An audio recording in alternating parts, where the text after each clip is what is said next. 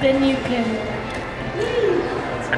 lift your head. You're a better person than all of you. Like so. I can actually do everything on that. I can do it. Yeah, that's what I can do. You want to see me do right now? I might be drunk. But I can try. I cannot lift my head up. I'm not claiming that. There's no way.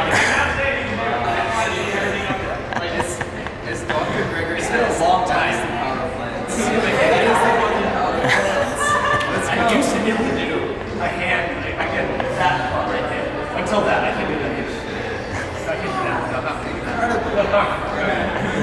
I'm not claiming it. I might be too drunk, so if I can't do it right now, I'm not going to like. If you want me to go like this or like that, or, just like however you would like.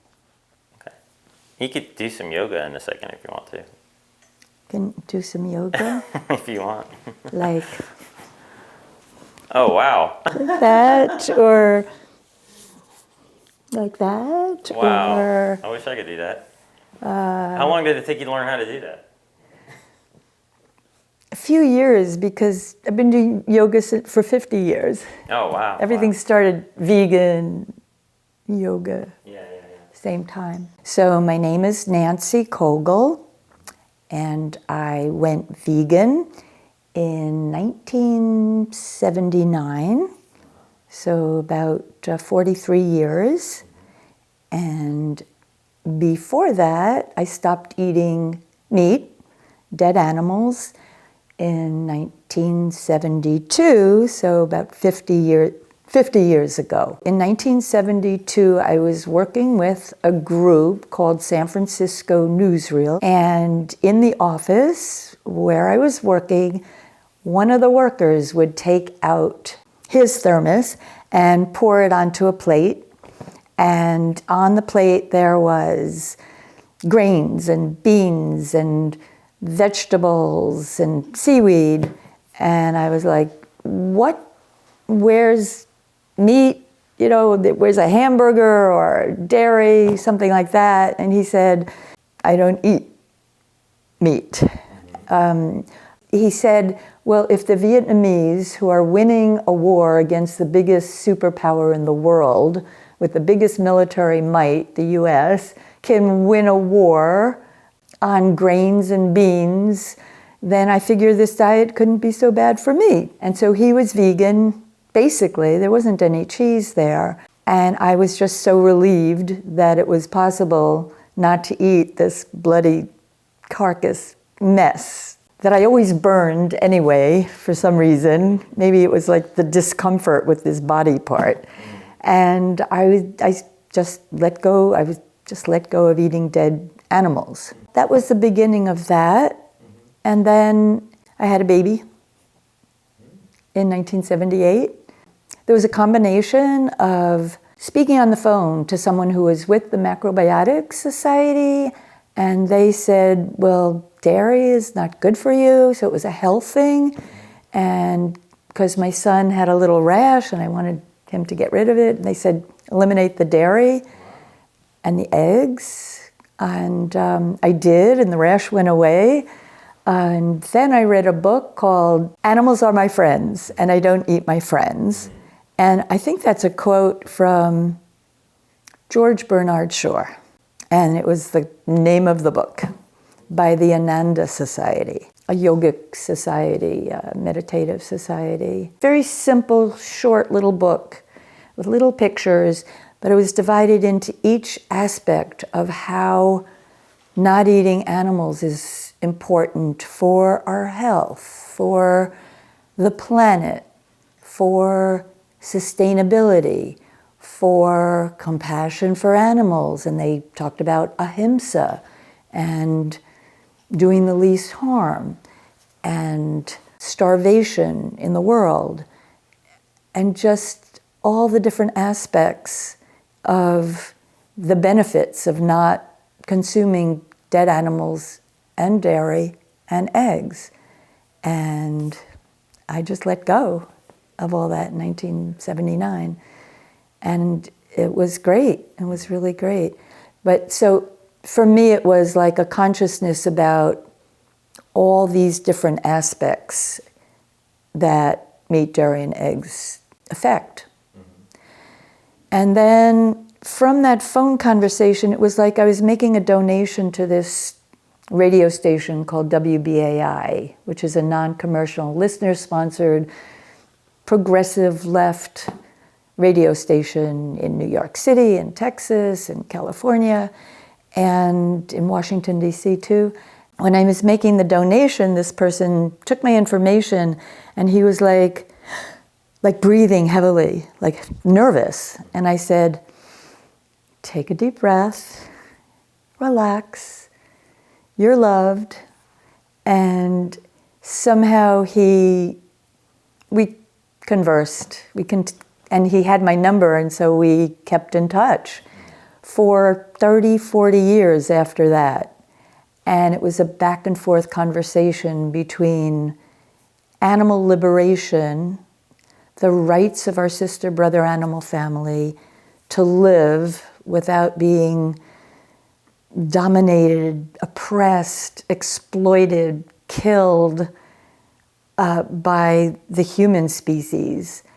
That contradiction between focusing on the humans and ending racism and sexism and ageism and classism, basically, you know, like the difference between working for like a revolutionary change, like dismantling of capitalism, basically, versus an understanding of how fundamental the liberation of the least in the kingdom, so to speak, the most oppressed in the greatest number with the most horror is. So it was that struggle, and later on it was a struggle between Christianity and that kind of aspect, you know, like for 30 and 40 years we debated back and forth, but as we debated I got more convinced through the debating, through the process of dialogo, pointing the holes in the other person's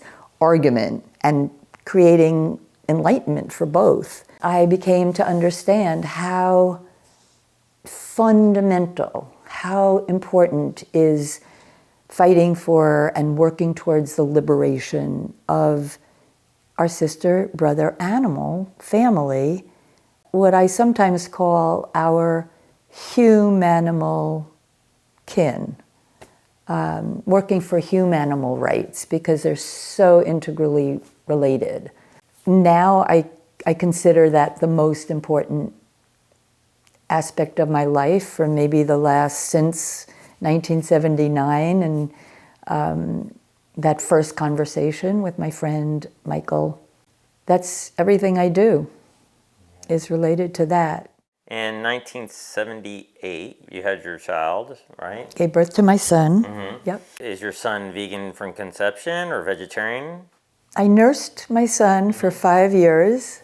It sounds like a lot to people in America, at this point especially, in the US and Europe, let's say. But the world average is 4 years. And the reason it's so low is because of Europe and the US bringing it down. But people all over the world nurse their babies till 6 and 7 and 8. Wow. I met a Nicaraguan young man, and he said, oh yeah, I nursed till I was 8 and took a little bite of my mother's nipple, and that was the end of that? That was the end of that. Exactly. And I feel like that's like one of the offshoots of like nature. Natural is to nurse our babies, and the bonding that it creates with taking this baby and nursing. You're giving your child, felt like I was giving my child nourishment and holding and love and everything. So I go up to pregnant women and I say, are you going to nurse your baby, or have you thought about it, and would you like any information about it? And I tell my story of nursing my son. A lot of people take the information and run with it, hopefully. But that's kind of like an offshoot. Like I think nature, like I believe our bodies are naturally herbivorous. We are naturally plant eaters. We are not designed to be graveyards for dead animal body parts. Or milk, dairy, or eggs meant for baby cows and to become baby chicks. It's just, I mean, yeah, if we were a baby cow, mama cow's milk would be perfect. From then on, was your son vegetarian or vegan? Vegan. At a certain point, because I'm not the greatest cook in the world or preparer of food, at a certain point as he grew older, he would just prepare his own food. And, you know, it'd be simple peanut butter and jelly sandwich. And I would try to make kale without burning it. And I did all kinds of, I did get a tofu book. And there was like simple to complex. And I tried somewhere in between, but I probably should have started with simple. But that's like make tofu pizzas and stuff like that. So yeah, I was vegan. So he's pretty lucky. But at a certain point, he sort of went on, I mean, you know, he went and lived on his own and got into eggs a little bit, thought he needed, because he's a bodybuilder. And he thought he needed eggs, but that was like a short period of time. He got dropsy, where half of the face gets numb. I told him, like, have you been eating eggs by any chance? Amy Goodman, who produces Democracy Now! 5 days a week, she ate mainly eggs as her protein source. She was like, no dead animals, but maybe dairy, I don't know, but she ate a lot of eggs. And I said, well, she got dropsy. And so I think it's connected to the eggs. And when he let go of the eggs, the dropsy disappeared, which it does anyway, I think. But one of her eyes is still way wide, like it didn't shut all the way. So, you know, she sort of slightly got rid of it. You know, she has a normal face except for one eye. But his completely disappeared, and so he completely stopped eggs. Wow. So is he still vegan now? Oh, he is so vegan. He is like, he watches every vegan YouTuber and, you know, podcast, and he's read every book, you know, from Eternal Treblinka, our treatment of animals in the Holocaust, you know, Carol J. Adams' books, The Sexual Politics of Meat, The Pornography of Meat. Every major book that I've read and recommended, he's read, and then some. Like, you know, have you read Beasts of Burden, you know, about disabilities or ability challenged people? Have you read this book and that book? The Cheese Trap, I think one of them is, and comments on Dr. Greger is the nuts, like that he... Nuts are very good for you. Tons of research that nuts are extremely good for you, and nuts and seeds. And it's a great source of fat. There's nothing wrong with nuts. Nothing. I mean, you should probably have nuts and seeds with every meal because it helps you absorb other nutrients, you know? Right, yeah. I mean, so, but not like just a lot. Oh, absolutely not. No, Greger doesn't suggest that. Furman doesn't suggest. They say, you know, enough to fit in the palm of your hand, an ounce. Yeah. Okay. That's the serving size. Okay. They're consistent with that. So I can get very addicted to things, and nuts are one of those things, and it might start in the palm of my hand. Yeah, but that's you. I mean, Yes. and people in general can as well. So you got to be careful. You know. To just have a little bit with the other stuff. Yeah, you want a good variety, you know. Beans, greens, grains, fruits, veggies, mushrooms, nuts, seeds, herbs, and spices. You want all of those. And if you're just eating nuts and nothing else, then you could do that with anything. You could eat too much greens. You could eat too much spinach. You don't want to just eat spinach. Right, yeah, that's Oxalate, true. you know. Can you say those things, because I like that, because I go grains, beans, lentils, greens, fruits, veggies, nuts, and seeds to people. But you did it. Wait. So that was cute. Wait, how many is that? Do it again. I go grains, beans, lentils, greens, fruits, veggies, nuts, and seeds. I don't know. I get put the grain. 8. Grains, beans, lentils, they're legumes. I could have said grains, legumes, I needed something else, and greens. Well, I could have gone grains, beans, mushrooms, greens, fruits, veggies, nuts, and seeds. Well, I could even take it further and add, microalgae or seaweed. But, you could probably throw those in the greens, right? Like. Yeah, right. So, yeah, but I just say beans, greens, grains, fruits, Wait, veggies. grains? No, beans, greens. Greens. I just like the way it flows. Yes. Beans, greens, grains, fruits, veggies, mushrooms, nuts, seeds, herbs, spices. It's 10 things. Furman has the bomb, I think it is. G-bombs, yeah. G-bombs. Grains, beans, onions, mushrooms, berries, seeds. One way or another, a lot of plant food, a good variety. Yeah. So that's my son, very much into veganism and really for the animals. Yeah. Like when he was young, he said the earth should just let go of that human species. We'd be let the animals just thrive, like the humans. Are you like anti-kids? Anti-having kids? Yeah. Too many population? Yeah. No. Me neither. Oh, good. I'm good. I want grandchildren, by the way. Yeah. I would think we should have more vegan babies. Definitely. Yeah. I mean, I'm not saying have more babies that aren't vegan. Right. Yes, that's right. Because it all fits together. Yeah. Yeah. I get so annoyed when a vegan says they're against people having kids. I'm like, the solution to pollution is dilution, right? So let's dilute the world with vegans. Yeah. And also I think like having too many babies is a matter of education, like people being educated and also having funds, enough sufficiency in order to raise children. And also I guess in the farm times when there was just farming, people needed the hands, children, lots of children. One thing I wanted to say before we finish the nutty nut thing. If you look at like Dr. Dean Ornish or Esselstyn, they do say for their patients to have a very small like serving because they're dealing with people that have heart disease. Not because nuts are bad, it's just because these people got into a very bad situation. They want you to limit fat until you can get healthy again. But nuts are even protective. If you're healthy, they're protective, against chronic disease. So at a certain point, I would eat like this was around in the 70s or in 1970s, I would eat dates. And they were like,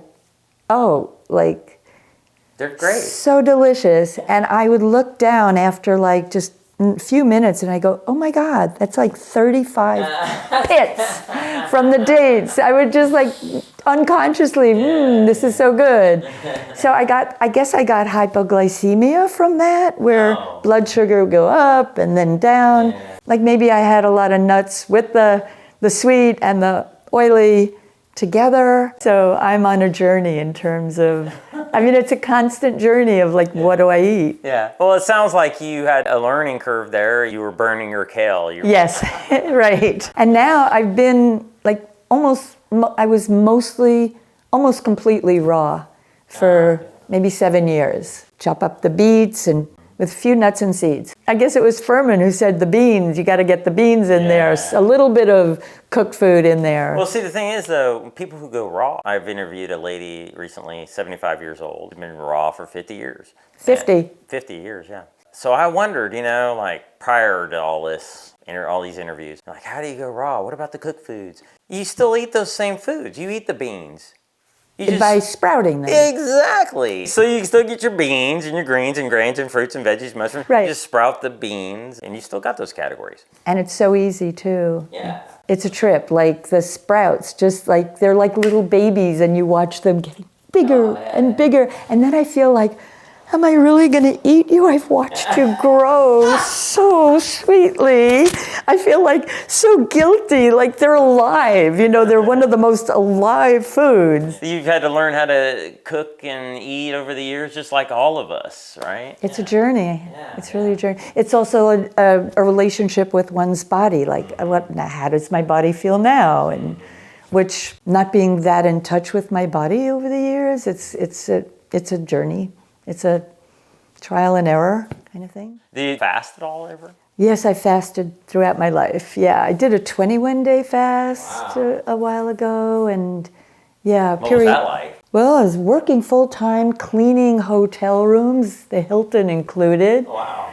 and very hard. We had 16 rooms a day. It was a juice fast, so it was like I would just feel the hunger and just sip some of the, it was like a green juice or something. It was the most like, I just felt so much energy. I was like more energy and felt really great, and I was really happy. Are you on one now, a juice fast now? No, I'm not. I can't imagine you with more energy. I know. I don't know why I feel just so happy and good. And maybe it's because I'm vegan, I feel, and I have so much purpose to spread the word about veganism, and you can be happy too and feel as great at age 74 as I feel and do, amazing and have tons of energy. And so, it's part of being this flow of getting the message across. And you do so great at that. The first time I got on an elevator with you, I was like, wow, I didn't see that coming. How welcoming you were to everybody, all the strangers on the elevator. And I thought, well, maybe it's just today. And then I heard other people comment on how joyful you are. And I'm like, yeah, that must be a everyday occurrence with you, I guess. Well, it is. Yeah, I mean, I'm around all these wonderful other vegans, and I feel very motivated and excited. It's just very inspiring to be around. But I am like this in my daily, I go out of my house. I'm an internal person a lot, but I go out of my house, and the moment I exit my house, my apartment house, I am on. I'm on. So I have my bag, and I have leaflets and a little slip of paper with lists of films and books on the other side, and websites, all the Netflix and YouTube. And I'm like anybody who's in my vicinity, I vegangelize. And I'm like, oh, excuse me, did you get my leaflet? Did you see the films already? Oh, yeah, can you see it tonight? Put that 5 minutes, start with 5 minutes, I'm on. So people know me in the neighborhood. If I take my bike to the subway, I'm like, vegans, better sex, better health, cleaner conscience, longer lifespan, to enjoy it all. And I'm riding my bike. And some people are just like, she's crazy. Or they know me and people go, vegan, or better sex. So it's like my whole neighborhood, I mean, some people just walk a little faster and try to get away from this vegangelist. So, but I'm on, and it feels great. I love it, because I go through the subways too. And I just, good morning, sisters and brothers. Thanks for taking a leaflet, inviting you to go vegan for compassion, your health, to save the planet. Si prefiere en español, pídemelo por favor. And then I hand out leaflets and make little speeches. I'm on all the time. So it just keeps me going. And now I'm writing a book, so it's like, it's all angles. I also have a TV show that I produce weekly. I have a YouTube channel. I produce vegan t-shirts and hoodies and tote bags. TV show you mean is on YouTube, right? No. Oh, it's actually on TV. It's on mainstream TV. What's it called? It's called, the name of my group, which is ROAR, Reaching Out for Animal Rights, ROAR. ROAR, Reaching Out for Animal Rights. And it's on mainstream TV. It's between the History Channel and the National Geographic Channel. So it's right in between. So anybody surfing the channels will come to my channel. It's part of the public access TV. Okay. And by law, they have to give a certain amount of the span of the satellite span to free TV, public access. But it's on, everybody can see it, who lives in Manhattan, that little tiny city that I live in. What's that show like? What do you do? How do you do it? Like it? Everything and anything. Like, when Wayne Xiong came to NYU and presented direct action everywhere and their philosophy and how they worked off of the civil rights movements and all these other social justice movements. I was there with my little cell phone videotaping, and then I go home, and with Final Cut Pro, I edit it and put it into a 28-minute slot, which is what the 30-minute slot that I have. And I uploaded it, and they show it. Or it could be just like I'm handing out leaflets, and someone says, "Oh, I am vegan," and and I'll go, "Oh, that's fantastic. So you don't mind if I take out one of these? It's like a new invention. I think they call it a cell phone, but I use it as a camera." And they laugh, and I just start video. I ask them, like, when did it happen, and what motivated you, and what's it like, and how do you feel? And I videotape them and take that back, and I will put all of those little, I call them snippets, together in a 28-minute segment, beginning, middle, end, and upload that. And that'll be on my TV show, and then I'll take that and put it on my YouTube channel. Nice, that's a good workflow. Your YouTube channel, what is it called? It's just the name of my group, Reaching Out for Animal Rights. My YouTube channel, and the YouTube has a picture of a calf, a brown calf with a white heart, because there are other Reaching Out or roar groups, just to distinguish it. I also interview on Zoom, like I interviewed Jim Mason, because I read his book, An Unnatural Order, The Roots of Our Domination and Destruction of Nature and Each Other, and it just blew my mind. I mean, I had read all those other books, Eternal Treblinka, Jeremy Rifkin's Cattle Culture, The Rise and Fall of the Cattle Culture. I've read a lot of books, but that one, I guess, was like the last one that just kind of really changed my whole zeitgeist, my way of seeing the world. And so I was like, I've got to interview him, and I was like so nervous. So I read the book 4 times, so I'd have the right questions. And so I interviewed him, and then I edited those into like 3 28-minute segments and put that up on TV and then my YouTube channel. He spent 10 years researching all the anthropologists and the sociologists and the God as woman, just the feminist books, just every angle of human prehistory, really, because it's before we knew how to write, around 5,000 BC, which is history, is when we learned how to write, us humans. But this is like before 40,000 years ago, like when we were in Africa and mostly foraged. He calls it, it's not hunting and gathering. It was gathering and gathering some more and gathering some more.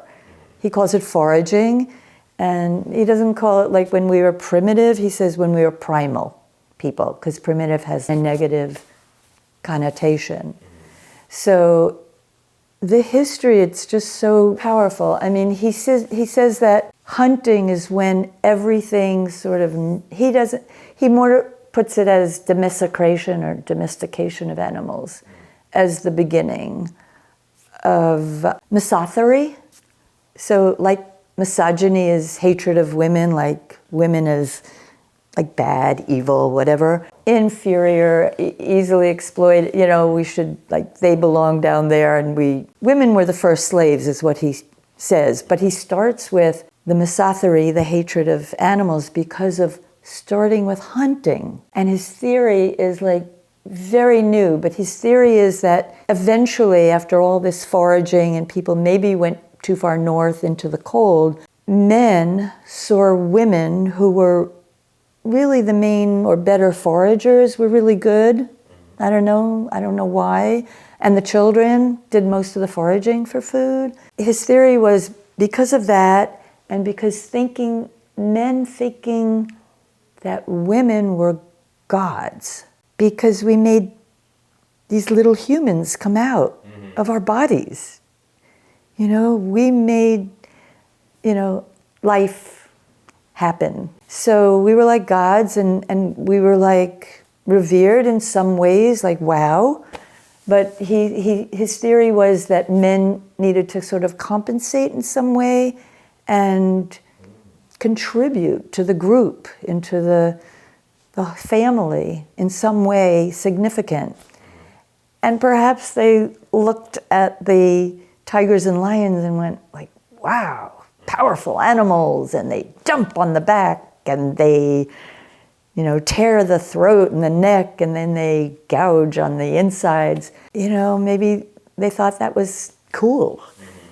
And so they became copycats. They copied the cats, even though the cats are like the carnivores, right? They're not even like omnivores, like the dogs, raccoons, coyotes, and bears. They are obligate carnivores. They have to eat meat.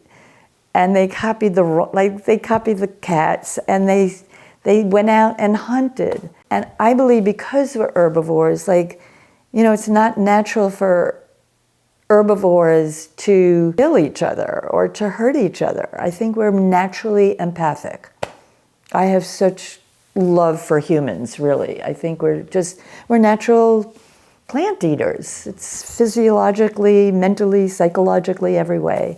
And so because of that, they had to go out, leave the women, the young boys and the men went out to perform rituals on each other, like to hurt each other, to prepare for doing this horrible thing of inflicting pain on what before were also considered like gods, like awesome. They were what developed our abilities to think, because they were exactly the same. They peed, they pooped, they mated, they did all these human-like things, they had babies, and yet they were so different. They were so graceful with speed, and they were so amazingly beautiful.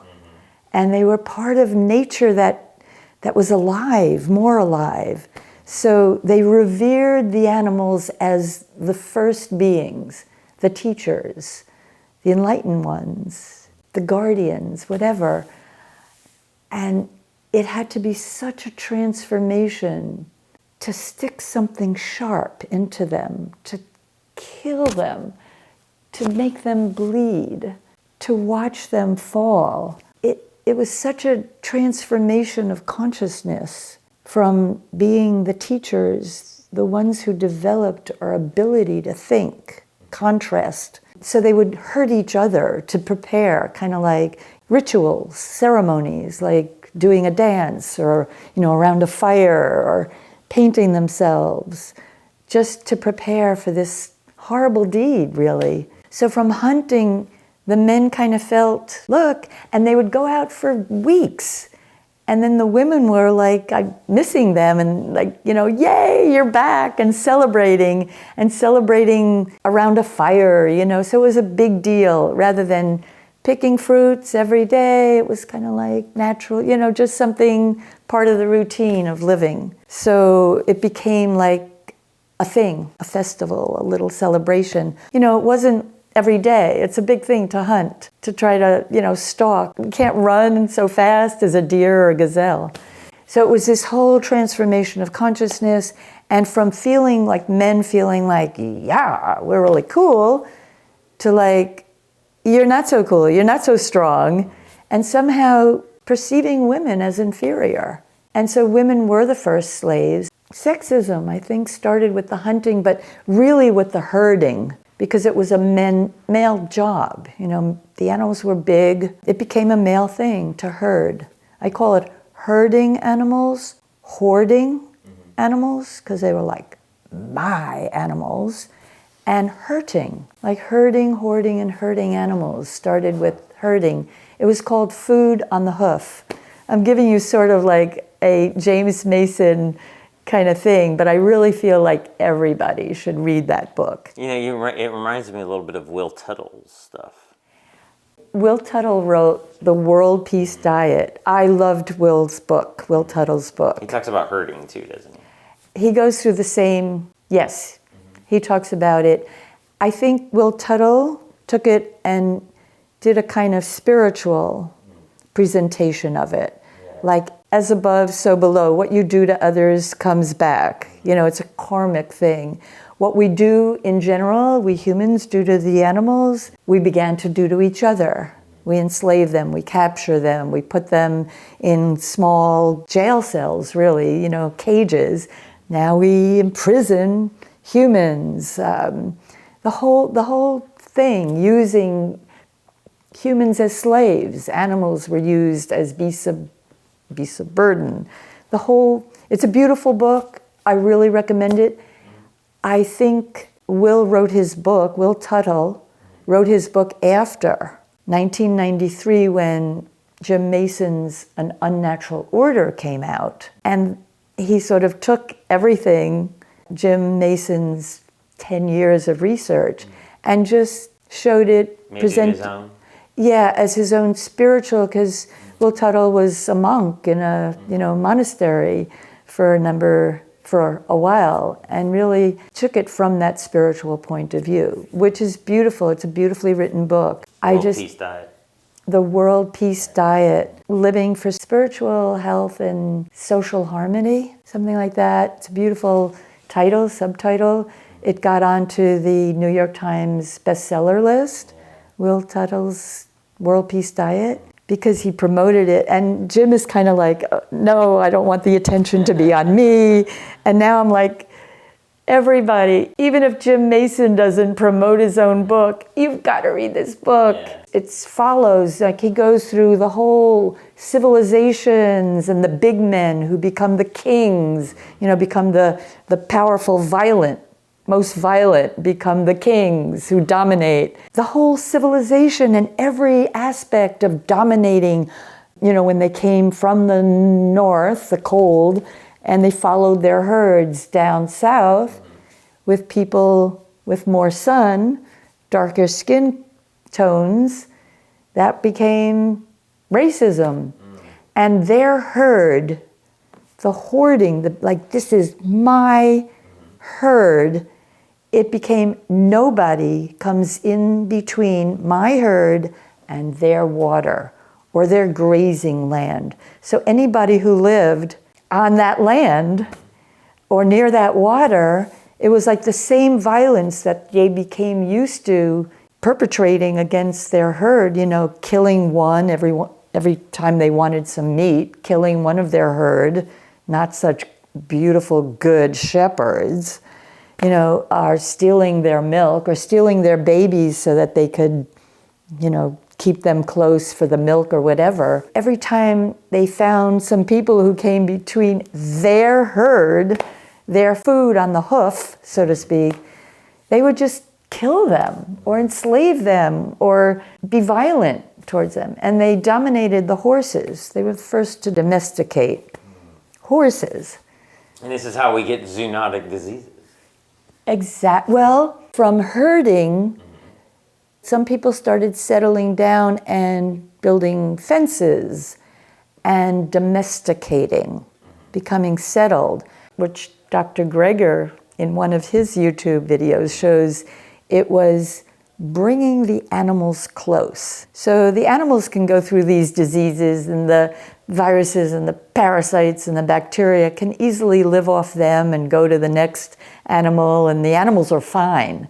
But when we humans brought them so close, Dr. Greger goes through each and every animal that, like the influenza, his book, Bird Flu, a disease of human invention or something. I've got the subtitles, but he showed that the ducks would get this virus or this bacteria, this parasite, let's say, and they would be in the water, and the virus or the parasite, let's say, would come in, live off of them and get pooped out and go to the next duck. And the duck was like, fine, I'm just drinking this water and I'm fine. And the next duck was fine. But when they took the ducks out of the water and put them into like markets with cages, one on top of the other, and the bacteria, whatever it was, would have to, instead of floating through the water, would have to mutate in a way to get to the next duck.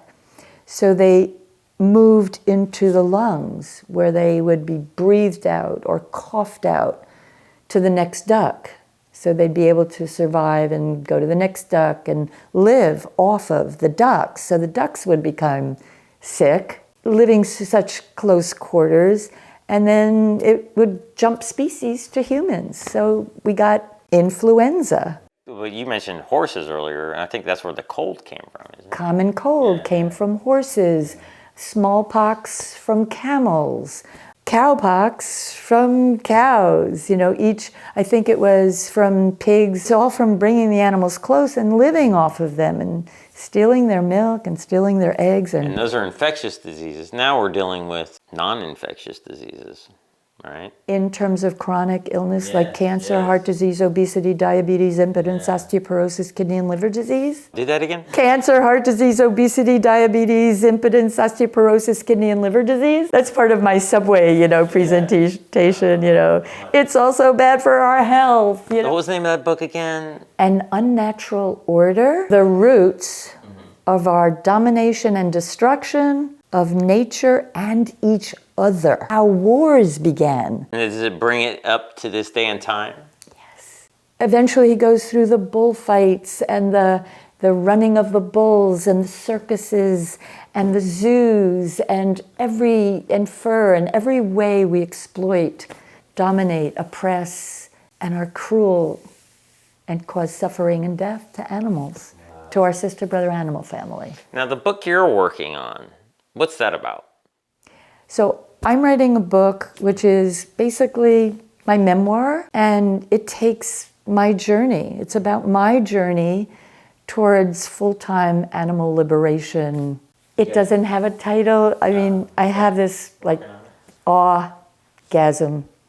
Awe because I am filled with awe every day. Just even Is that the title? It's what we call a working title. Okay. So savoring the sweet spots and saving the planet. My map, because it's a journey, map, menu, memoir, and manifesto. Because it's really my thoughts about a lot of things that I've culled and worked throughout these years. It's my journey from living and growing up in Harlem and going to an all-black school, let's say, and then at a certain point moving to San Francisco on my own and working with a group that worked with the Black Panther Party, was sort of like a witness through the streets, making sure the police were not doing anything, just being a presence and fighting to free Huey P. Newton and free Bobby Seale and free Angela Davis. We were like the counter group that they worked with, the Black Panther Party worked with, and Huey P. Newton would talk to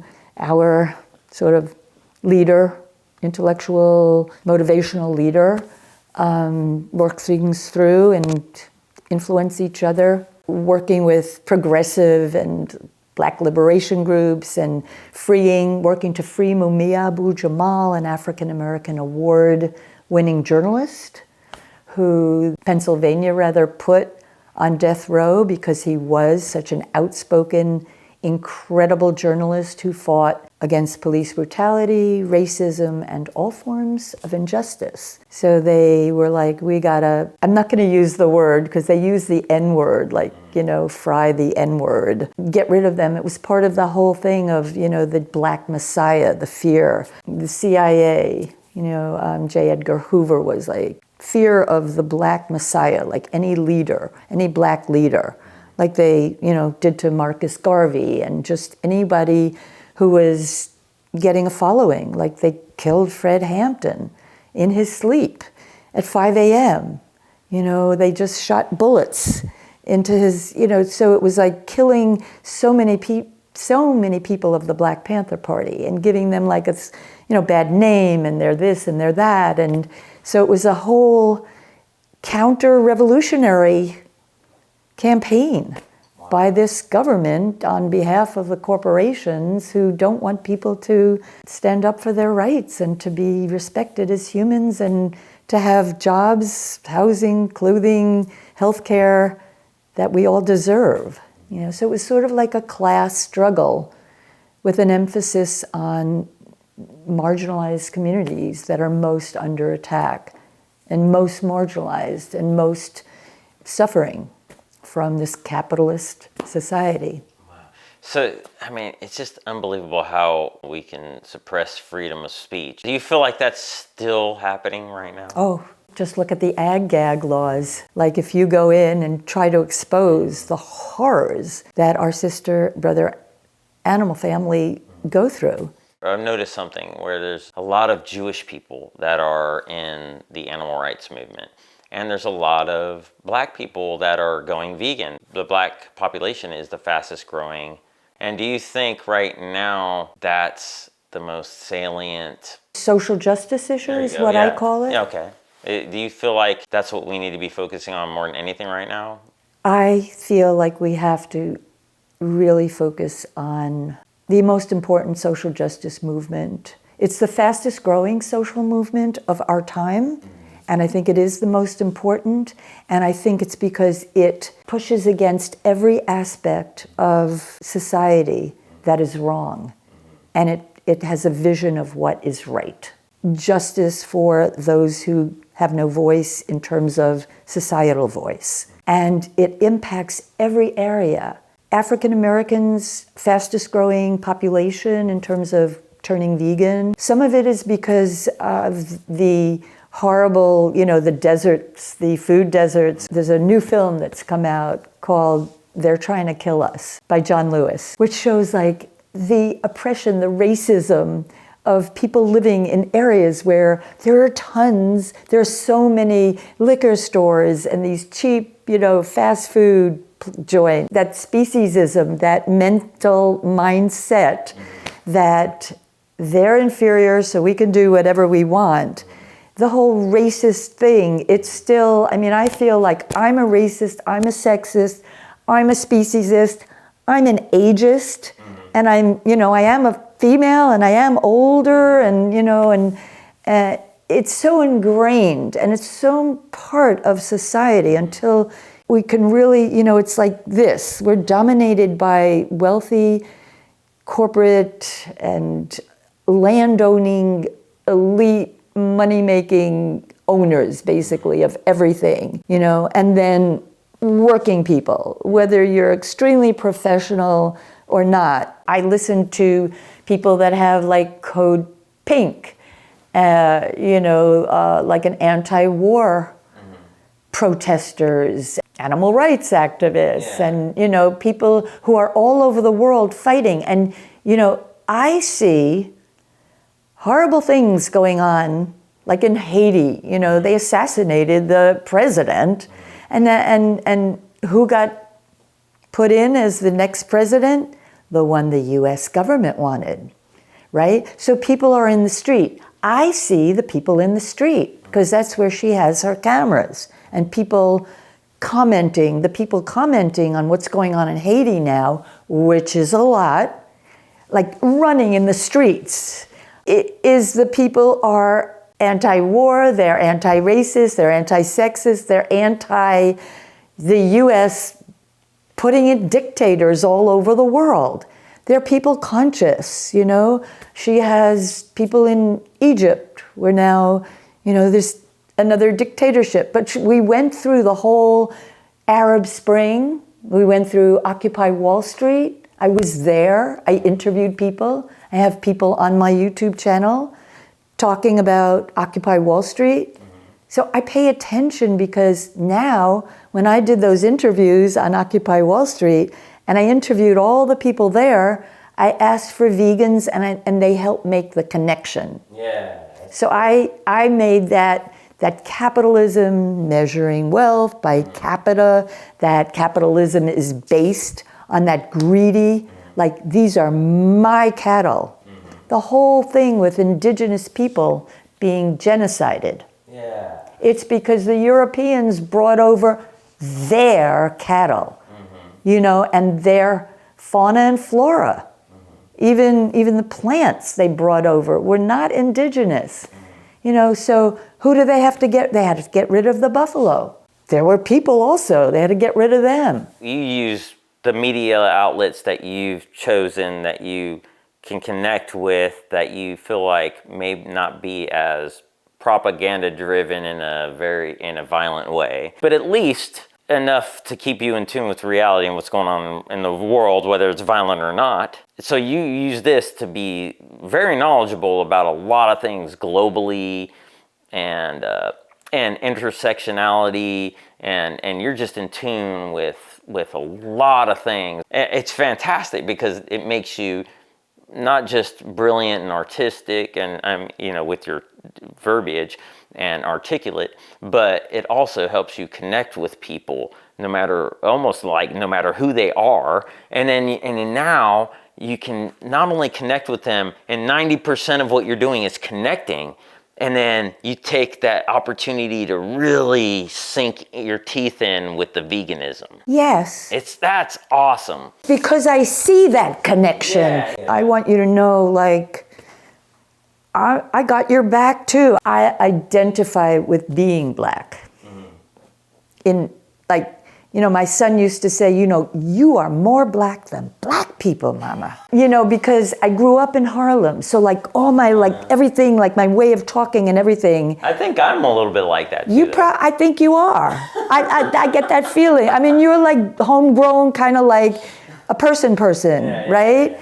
But so recently, I said to my sister, like some people, like a female, nowadays, like, can identify as a male, and which I do, like without having a father, I took on the role of a male. Like I fixed all the things that were broken in the house. I loved my tools, I did that. And, since the age of like very young. When I was 4, he took me to where he lived. He picked us up on the weekend, and I used an electric saw, from a early age. So I told my sister, like, listen, I also identify with a female, and I think whatever body I got, I'm gonna like run with it, I build my muscles, it's all muscle here. I'm gonna run, I'm gonna jog, I'm gonna do my yoga, it's a body. Thank you. It's a human, beautiful body like every human, beautiful body is. Ain't nobody ugly in my eyes. I don't care if you have a human body or a non-human body, or you're a plant.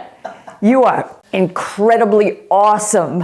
Awe, like, oh my God. And so I said to my sister, like, I identify as a male in a lot of ways. I did all the sports and broke this finger. Kind of like Carl Jung, you got the Carl Jung has the male. And the animus.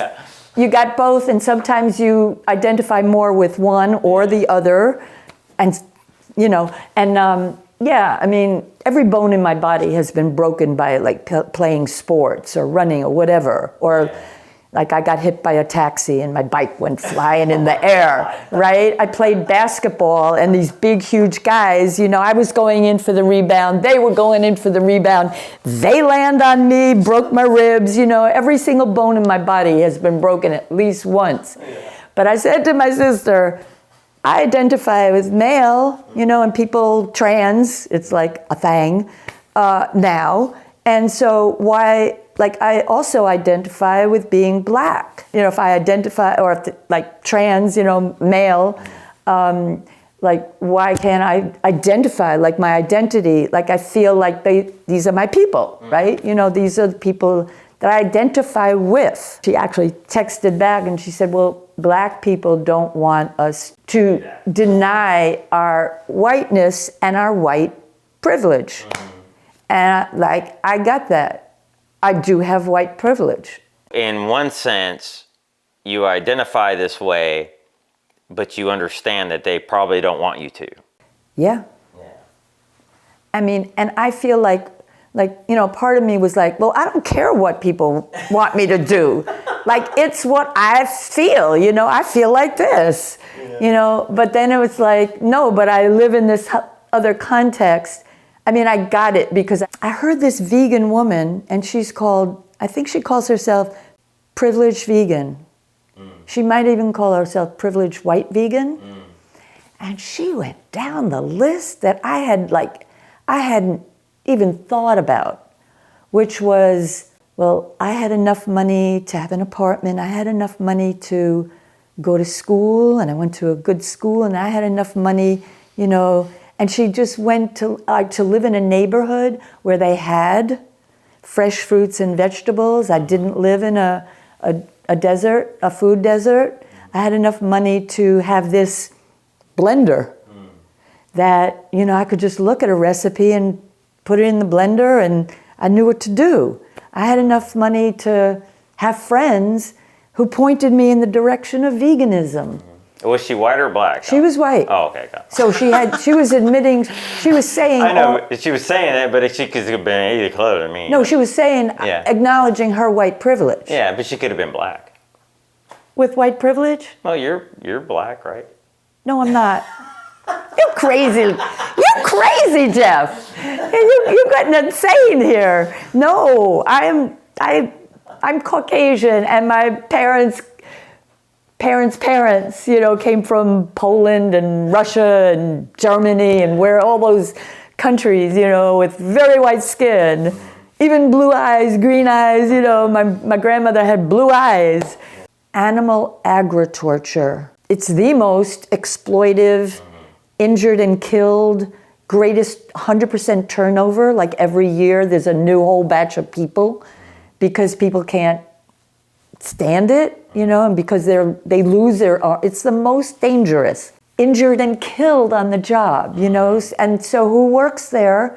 African Americans, women, and Hispanic immigrant, undocumented. It's the people who can't get jobs, you know, other ways. Some of the cab drivers are like highly educated from different countries. They have master's degrees, but in order to use that master's degree they have from their country, they have to go back to school and get the same 4 years or whatever again and pay a whole lot of money to New York City or whatever USA Institute, college. A lot of those countries that immigrants come to from here are from countries of color, from the South, which the North has dominated it. You know, the developed countries are North. To wrap it up, I think that animal agriculture. Can you call it animal agri-torture? Yeah, agri-slaughter. It's good enough for me. In the grand scheme of things, do you think it's the most significant issue? It's the largest, most money-making industry, bar none. It supports the oil industry, the pharmaceutical industry, the food, you know, the grains, the feed. It's the largest, most powerful industry. Number two, it's the number one cause of, you know, unbelievable suffering of huge numbers in intense ways of suffering in so quickly. Not just the killing, but the confinement, the castration, the cutting off of beaks, the docking the tail, the castrating the pigs. In so many levels, it's torture while these animals, our sister brother animals, are alive. Confinement, just like can't move in every way. It's torture, and then there's death, a slow, horrible, quick, whatever death. So it's the most suffering because in numbers it's 80 billion land animals every year in the world are killed or slaughtered, and it's in the trillions of aquatic life, right? It's measured in tons, that they think it's like 1 to 3 trillion, but it's incredible, and it's creating microplastics which go into the feed, and it's killing people. How many hundreds of thousands of people die of heart attacks because they're eating meat, dairy, and eggs, and they're not educated, and this whole system, even the doctors, won't tell them that because that's where they make their money. It's a whole hospital system. The pharmaceutical corporations make billions, literally billions. I think Pfizer made $26 billion last year. I mean, the profit is incredible. They even made a whole new building in downtown in Times Square area for their office buildings. You know, they're like the banks. They keep opening new places all over. And they lie, and the insurance companies completely lie. And then they're destroying the planet faster than all the other industries combined. 87% of greenhouse gases are from the meat, dairy, and egg industry, animal agri-torture. So, and that kills 250,000 humans, die of floods, hurricanes, extreme, hot, cold, droughts, fires every year. 250,000 humans, you know, and it's mostly people of color, African Americans it's environmental racism. They're situated near these huge lagoons filled with manure. And the manure is not only like the air stinks, but to get rid of it, they're spraying it into the air, and it's into the air, and people are getting all kinds of cancers nearby there. You know, on every level, the climate crisis, land, air, and water pollution, misuse of resources, including oil, like petroleum, land, water. The whole environmental, we call it, Jim Mason likes to call it the whole living environment, rather than the living world, rather than the environment. Sounds like just over here. It's the whole living world, every plant, every tree, every human, every non-human animal is dying from this horror, pollution, the cutting down of rainforests, dead zones in the ocean. They're becoming extinct, extinction so the whole living world is dying and sick and dying, and we're going like rapidly going faster and faster over a cliff. We haven't reached it, and some people think we're already way just going down very quickly. But so it's affecting the whole natural world. It's affecting human health, eating it and thinking that we need dead, rotting animal body parts, carcasses, dead protein, when we get all protein from the plants. It's destroying human health. Number one cause of cancer: heart disease, obesity, diabetes, impotence, osteoporosis, kidney and liver disease. And the first one that I mentioned, it's just cruelty and violence, and it normalizes it when we have it on our plates, a dead being that had to live and be tortured and then killed. And it's in such great quantity. So yes, I would say animal agri-torture being the number one industry, and all this horrible, horrible effect on the planet, the health of every being, and the violence. I go back and forth. Do we need a revolution to overthrow this whole system? Or will it just sort of crumble and there won't be this kind of, top and bottom, like owning and working, that we'll all like work together to like communally and share. That book, An Unnatural Order, it just shows that greed started with violence towards animals, hunting, herding, and then animal agri-torture. It all was started with that imbalance towards nature, killing, that's not our nature. So, is it something that I just want to spread the word? I want to vegangelize, have everyone become vegan, because in a sense, I think the whole mindset will change, where we just won't accept that kind of relationship of domineering and greed, and because it doesn't work. Capitalism doesn't work. And it starts the moment we feed our children animals, because we teach them to discriminate the worth of one life over another, right? And then to me, that just, from there, we're desensitizing them day after day, meal after meal. We're normalizing violence. Some people call it child abuse even, but the parents themselves. My mother didn't know. She fed me meat, dairy, and eggs. It was going, when I left home that I woke up. And so I think it's educating. People are saying like, oh, those slaughterhouses, we have to educate everybody. I go up to police officers and army officers and everybody because I think everybody needs to not be meatheads anymore, not to be clogged with inability to think, So, last thing I want to say here, ask is, do you have like some sort of online presence if somebody wants to follow you, learn more about you, or get that book when it's done? Yes. What is it? So you can subscribe to my YouTube channel, which is Reaching Out for Animal Rights, or ROAR, right? And I'm on Facebook. And that's also Roar? Which is actually my name. Okay. Nancy S, like sweet or sour, Kogel. Or savory.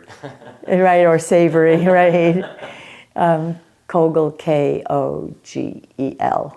And Facebook and Twitter also, and a little Instagram here and there. Well, I can't wait for your book to get out there, and you're amazing. You have such amazing energy, and I'm just so delighted that you allowed me to spend so much time with you at this event. You're the last interview at the Animal and Vegan Advocacy Summit. Thank you. I really... You're a beautiful soul.